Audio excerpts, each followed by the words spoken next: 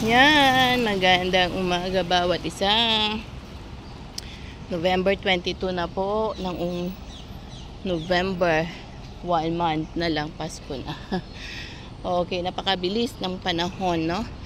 Talagang laging nandyan ang Panginoon. Lilipat kasi tayo na nagpapatnubay at gumagabay sa bawat isa.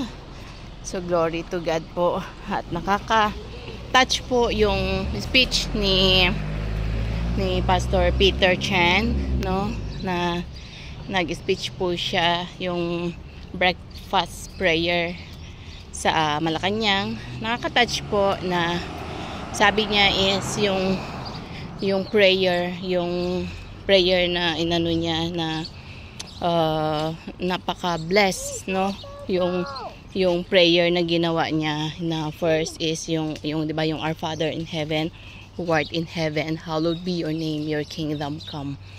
So, na yung relationship natin for being a father to God, at yung prayer na talagang is a powerful prayer, na yung relationship natin sa Panginoon pag humingi tayo sa Kanya, at yung pag nagkaisa ang bawat isa na nanalangin, may miracle at merong ginagawa talaga ang ating Panginoong Jesus.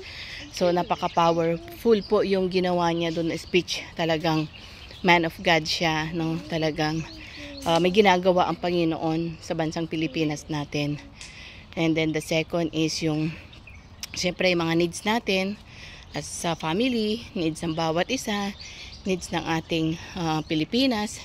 At siyempre yung pag nagkaisa po tayo na nanalangin sa ating bansang Pilipinas, yun, magkakaroon po talaga ng miracle at gagalaw ang Panginoon, because naalala ko na the Philippines is for Christ. The Philippines is a chosen, no, na talagang pinagpala ang ating ang ating bayan, ang ating bansang Pilipinas. So glory to God po doon. Is a powerful. Pakinggan nyo po yung speech niya. Hindi ko alam kung kanina umaga yon or when, pero pakinggan nyo at let us pray for the Philippines, no, yung mga nakaupo sa ating presidente down sa pinakamababa. Pag-pray po natin sila, kasi talagang niluklok sila ng ating Panginoon, dahil meron pong purpose ang God, no, whether we like it or not, meron pong purpose ang Panginoon dyan. So ganapin nila yung pagka-rule nila. Napakahirap din, no, na mag-rule, no, sa bansang Pilipinas, pero napakaganda kung talagang sumasangguni sila sa ating Panginoon. Sumasangguni, may pagkatakot at sa lahat, at humble, at laging nananalangin na humingi ng wisdom and knowledge sa ating Panginoon to rule. So napakaganda po, no. So really na-touch ako doon, really na-touch yung heart ko na nangusap ang Panginoon na really prayer is a powerful and effective. So sa lahat ng mga tinawag ng Panginoon, sa mga lahat na nagpe-pray, sa lahat ng mga intercessors, keep on praying for our Philippines, no? Sa ating bansang Pilipinas, sa ating president down sa pinakamababa, dahil may ginagawa po ang ating Panginoong Jesus.